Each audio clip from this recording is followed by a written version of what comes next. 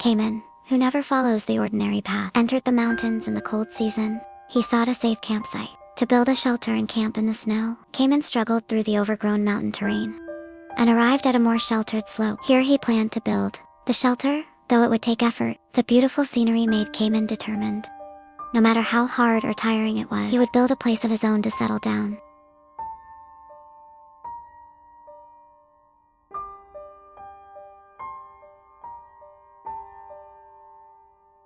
He first gathered some fallen branches and chopped off the twigs cleanly. These readily available sticks saved Cayman some time collecting materials. He swung the axe in his hand powerfully and trimmed the sticks smooth, carrying them back to the chosen campsite.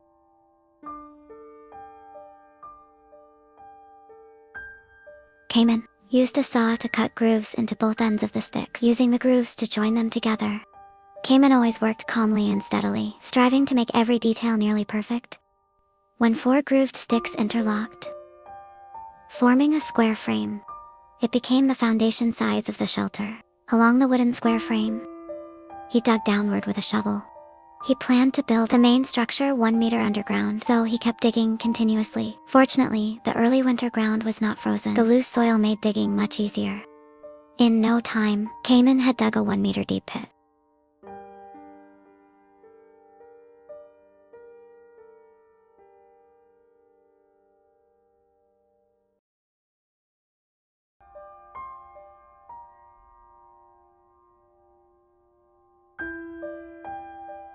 With the spacious foundation pit, Cayman secured the wooden frame with nails to prevent it from shifting during construction. Then, he propped up the wooden frame with sticks and laid a waterproof tarp beneath it. With the added protection of the tarp, rainwater would be less likely to flow inside. After wrapping the tarp securely, he shaped several wooden stakes and drove them into the soil with an axe, firmly clamping the square frame in place. The gaps beneath the tarp were filled with soil, burying the wooden frame in the pit. This not only stabilized it, but also improved the waterproofing of the raised frame. Cayman had his own ideas for building the walls. He first chopped grooves into the sticks. With the help of these grooves, the upright sticks served as pillars to support a thick crossbeam. Once an A-frame roof structure was built, Cayman finally sat down to rest, using the break to brew himself a cup of coffee. Replenishing a bit of life's energy, Cayman sat beneath a tree, eating a small dessert while sipping coffee. He didn't rest for long. Before returning to work, he dug a hole in one corner of the pit to serve as an indoor fireplace. After digging the round hole to a suitable size, he began digging downward to create the chimney for the fireplace until the chimney connected with the fireplace. Thus a primitive fireplace was completed. Cayman took his saw into the nearby woods. Fallen logs on the ground were too good to waste, and they turned out to be very useful. He selected some straight sticks and cut them to suitable lengths. Quickly gathering a large pile, he tied the sticks together with rope, following the slope of the mountain, and dragged them back to the shelter. To build a cabin, the shelter required a large number of sticks, so Cayman naturally prepared plenty of materials. He placed the collected sticks onto the A-frame structure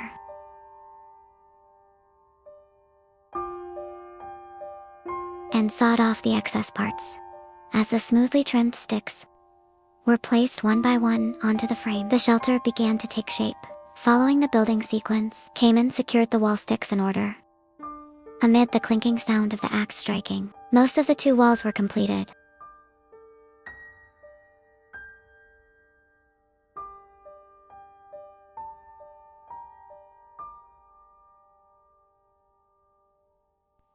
Fog suddenly rose in the mountains, and the weather turned gloomy and cold, which was exactly what Cayman wanted to see. A sudden snowfall covered the unfinished shelter with a thick white blanket. Cayman did not retreat. Instead, he became even more joyful and engaged, fully immersing himself in the snowy weather. He continued securing sticks onto the frame, and at this moment the construction of the side walls was nearly complete. After sealing the walls with straight sticks, he sawed them even and flat. The offcuts could be stacked beside the fireplace. He chopped them into small pieces with an axe to use as firewood for lighting the fireplace. After all, building in ice and snow, a burning fireplace can improve the surrounding temperature. Cayman lit the dry wood inside the fireplace, and the fireplace had strong draft. The roaring flames boosted Cayman's motivation. He continued building the unfinished wall. In the quiet snowfield, the fireplace's rising made the area around the shelter feel lively.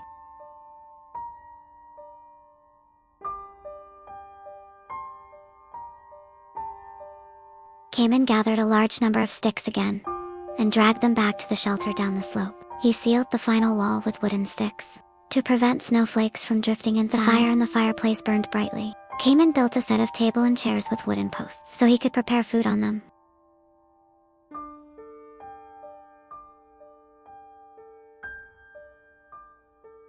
He wrapped the marinated ingredients in foil, then placed them into the red-hot fireplace. While waiting for the food to cook, Cayman stepped outside again and sealed a gap at one corner of the shelter with sticks. After completing the overall structure, Cayman took out the tarp and wrapped the entire shelter tightly. He nailed the tarp firmly in place and added several crossbeams to the wall frame. With sturdy and reliable support, he could backfill the excavated soil against the shelter walls, allowing the shelter to blend fully into the earth. With the backfilled soil, the shelter became windproof and insulated and effectively blended into the After decorating the entrance with some weeds, Cayman's shelter was finally completed, and the food in the fireplace was ready. He returned inside and took out the food and cut it open with a small knife. Cayman sat in the warm shelter and began devouring the meal.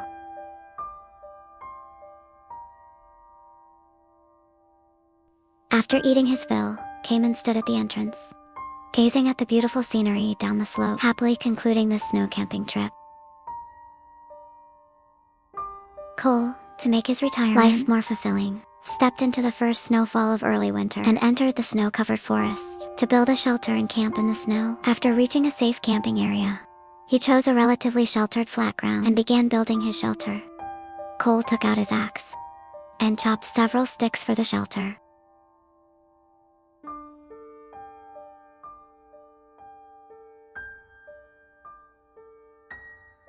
Under the sharp axe, the sticks were split in two. He took out a large tarp from his bag and spread it over the snow along its lower edge. Cole then secured it firmly to the frozen ground with stakes. The previously cut sticks were and stood upright, perfectly supporting the secured tarp. A simple shelter quickly took shape. Cole continued chopping sticks to build the shelter's frame structure. A triangular wooden frame was just right to secure the tarp. To ensure enough interior space, he used rope to pull the sticks tight, stretching the tarp neatly and firmly. A simple yet windproof and snowproof shelter was completed.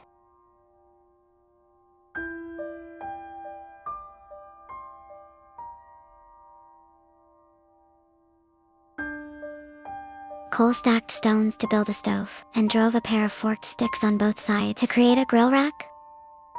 Since the ground was frozen, it took some effort to drive them in.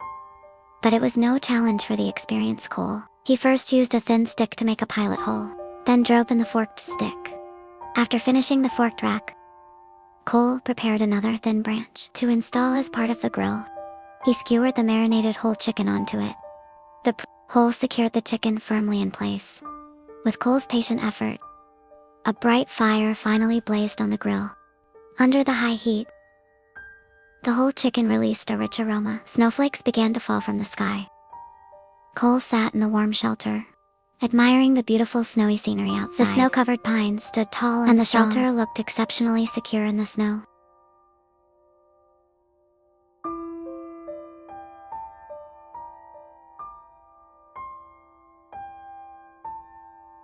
The chicken slowly changed color over the coals. Cole sat by the fire awaiting the feast. Smoke curled through the quiet forest. The golden roasted chicken spread its fragrance. Cole untied the rope and saw the chicken was tender. He tore off a drumstick and began eating heartily.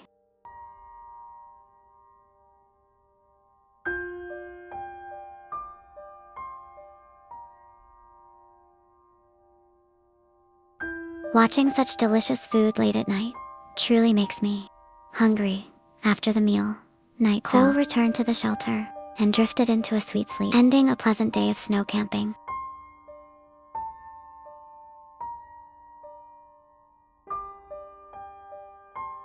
Kevin, nicknamed Sweater Guy, is a snow camping enthusiast. Early winter brought snow to Kevin set off again into the snowy forest to experience wilderness survival away from the bustling city. He crossed the snow-covered mountain and arrived at a relatively flat and sheltered spot. A leaning pine tree caught his attention. Kevin decided to settle down here and build a shelter to make it his home. Kevin first used his shadow battle axe to chop the branches clean. The pine branches he cut down were not wasted. They were laid on the cold ground as a cushion.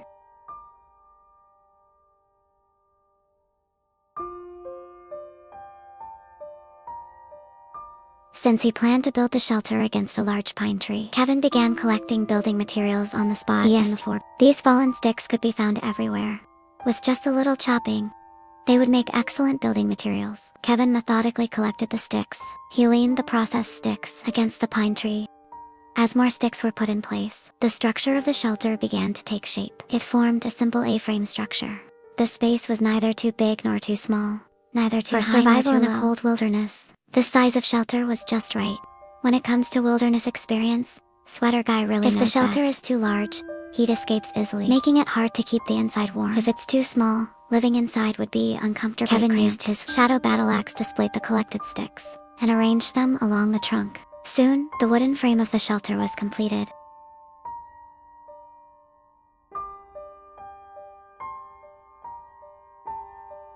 With a solid and sturdy frame, sealing the gaps became much easier. He only needed to gather large amounts of dead branches and cover the frame structure. Kevin vigorously swung the axe in his hand, chopping down dead branches from the ground and carrying them back to the shelter, thickly covering the frame structure. As layer after layer of branches covered the frame, one wall of the shelter was quickly completed. As for the other wall, it became even more effortless. He just needed to patiently gather dead and select some with finer texture, so the sealed wall could block wind and snow and retain warmth. Kevin laid on the ground some soft pine branches and then spread the wool blanket he carried with him on top, making it a perfect place to sleep. Kevin took a short rest inside. Just as he was about to continue working, a snowfall disrupted his rhythm. To ensure he could comfortably get through the snowy camp, Kevin chose to first light a strong fire to improve the temperature around the shelter. Snowflakes kept falling. Soon, a blazing fire was burning brightly.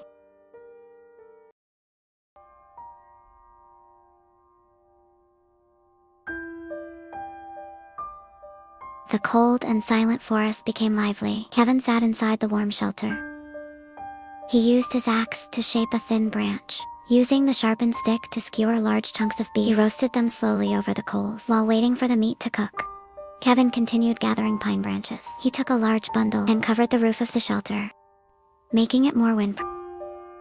Although there were still some gaps, with Kevin's continuous efforts, more pine branches covered the shelter, and the gaps gradually decreased. The interior became warm and cozy. By then, the meat on the coals was ready. Kevin sat by the fire and used a small knife to slice the roasted beef, stuffing it into his mouth in big bites. After eating and drinking his fill, Kevin continued collecting sticks. He carried the chopsticks back to the camp and placed them on the fire. Thick logs could burn for a long time and prevent the fire from being smothered by snow.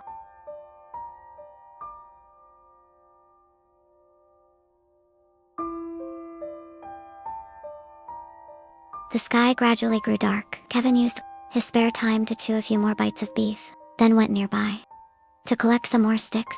Since the shelter entrance was open, he needed to build a windbreak wall so the fire wouldn't sway in the strong wind, and it also helped prevent drafts inside the shelter. Kevin used the collected sticks to quickly stack them upward. After the windbreak wall was completed, the flames on the fire became much steadier.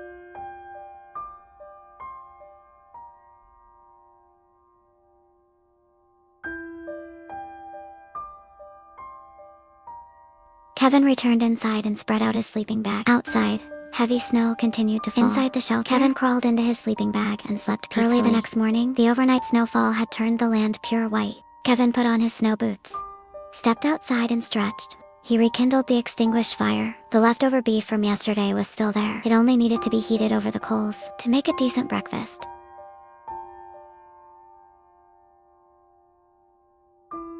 Kevin removed the sticks from the windbreak wall and added them to the fire. While eating the reheated meat, he drank hot water from his cup. Smoke rose gently in the quiet morning. Kevin sat by the fire, taking big bites of his breakfast. After breakfast, Kevin placed his wool blanket by the fire to dry. Of course, other recording equipment was also dried by the fire. Good times are always short. When the wool blanket was fully dried, Kevin packed it and prepared to leave with his backpack on. Finally, he extinguished the fire with chicken blood. Facing the rising sun, he embarked on a new snow camping journey.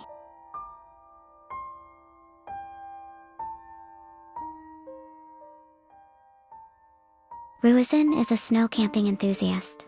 He pulled a small sled laboriously through the park, just to reach a campsite he had chosen earlier. He continued forward in the direction he pointed, although the slope was steep, and the snow made it harder, costing him a lot of effort. But as long as there is a clear goal, no matter how difficult the obstacles, he will eventually reach it.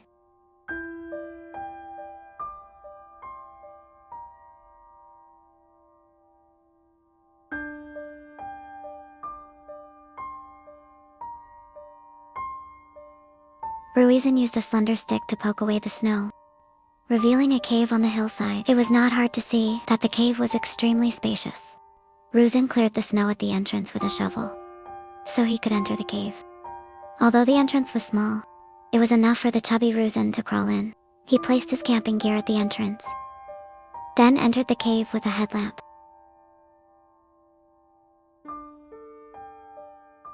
Just as expected, the spacious interior was like a one-bedroom apartment, and the temperature inside was much warmer than outside.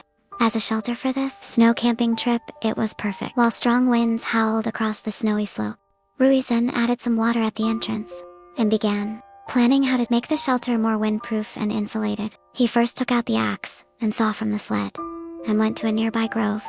Two saw some dry, thin branches. Although the cave was already a ready-made shelter, Ruizin, in pursuit of perfection, still decided to renovate it. He carried back some thin branches and set them aside, then took out the portable stove and placed it at the entrance. Although the stove looked compact, it still required careful installation. Since there were no other openings in the cave, the chimney had to be connected with several elbows, so it could extend out through the entrance. After installing the stove, he began sealing the cave entrance. Using processed thin sticks, he marked the position of a wooden door. After building a simple frame, he secured the sticks neatly onto it.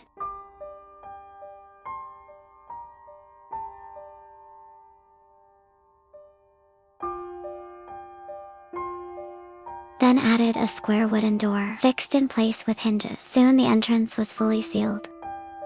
A smooth opening and closing door gave the shelter a homely feel. Ruizin used dry moss to seal the gaps between the sticks, preventing the piercing cold wind from entering.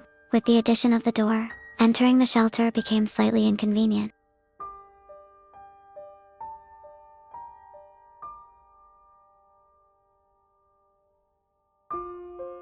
Ruizin pulled the saw forcefully in the snow, collecting some sticks as firewood for the stove.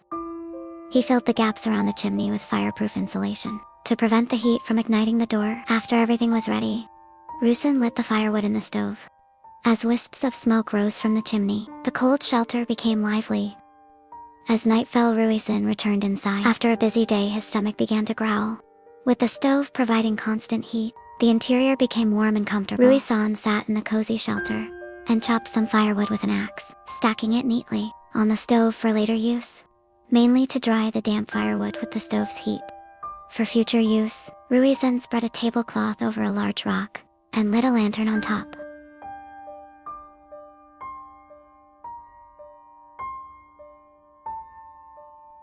Fresh ingredients were placed on it. Ruizin began showing his skills, cooking a delicious meal to fill his stomach. Fresh vegetables were cut into pieces and set aside for the pan. He heated oil on the stove and added the prepared ingredients. Under high heat, the sliced ingredients sizzled with juices overflowing.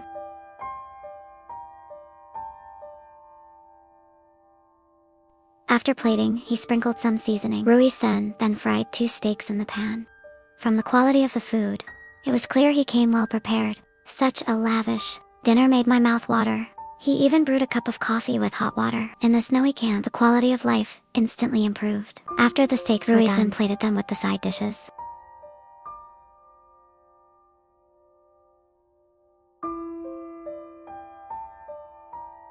Sitting in the warm, comfortable shelter, he ate heartily. The night was deep, yet he was awake. Ruizin stepped outside to admire the beautiful night. Finally, he returned inside and laid a moisture-proof mat, took out his sleeping gear, inflated an air mattress, and spread the sleeping bag on top. Ruizin crawled into the warm sleeping bag, reflecting on every moment of the day, then fell asleep peacefully.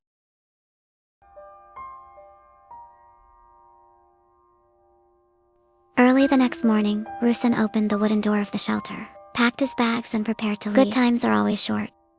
Ordinary days are the main melody of life. Although he was reluctant, the supplies he brought were limited, so he had to leave. After putting on his cold weather gear, he walked outside and dismantled the fireplace. Packing it back into the storage bag, Rusin closed the wooden door of the shelter, pulled his small sled, and began the long journey back.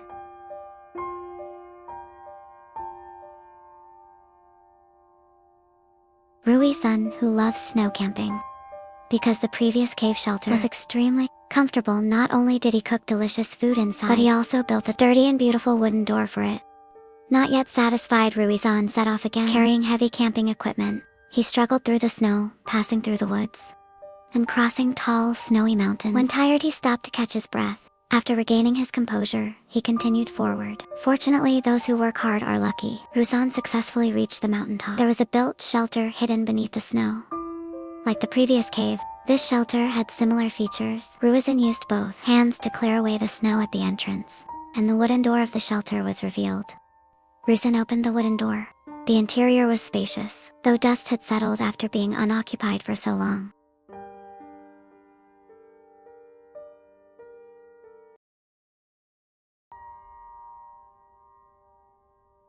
Rui-san walked inside to inspect. After confirming there were no safety hazards, he brought his backpack inside. The snow-covered shelter looked compact, yet elegant. Rui-san installed a chimney for the fireplace at the entrance, making the draft stronger.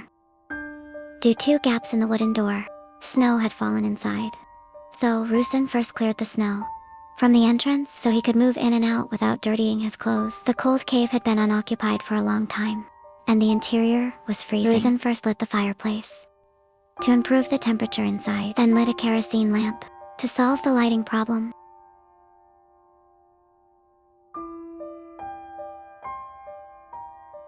He took out a tablecloth and spread it on the square table, placed the food he brought on it, and poured himself a cup of hot tea.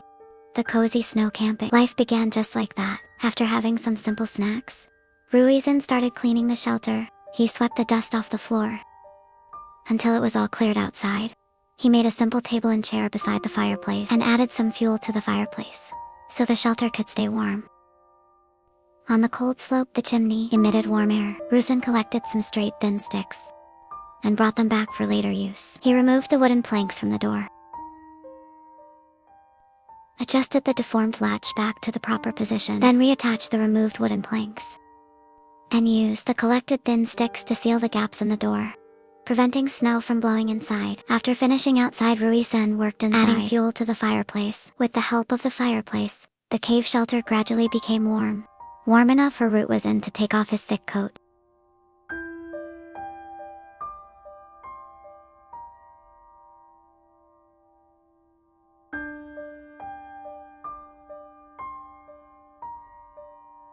Rui-san took an aluminum pot outside, filled it with clean chicken blood, and placed it on the fireplace to boil. He put the beef he'd brought into the boiling water and let it simmer slowly.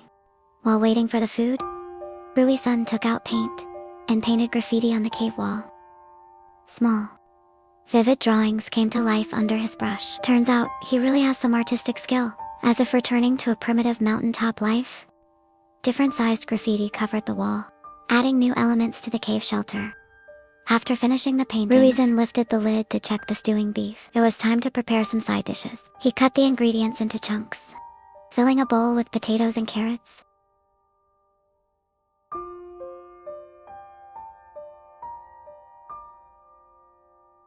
He poured them into the pot with pepper and salt, covered it and let it stew for a good while. Soon, a pot of delicious food was served on the table. In such a harsh, cold environment, being able to eat a hot meal was truly delightful. Rui-san filled a big bowl, sat in the bright shelter, and ate heartily.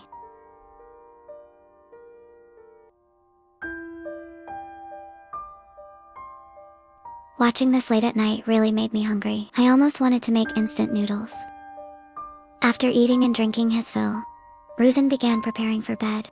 He took the sleeping bag from his backpack. Since the ground was cold, and he had not made a wooden bed, he fixed a hammock to the cave wall, just enough for himself.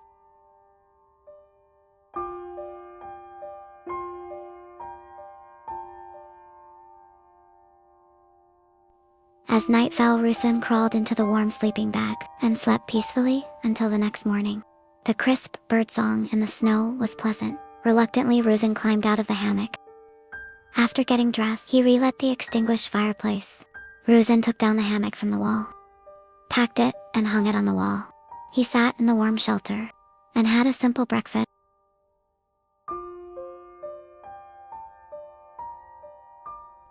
A day and a night of snow camping passed quickly, and it was time to leave. Ruzin packed his camping gear and walked out of the shelter, bringing this wonderful snow camping trip to an end.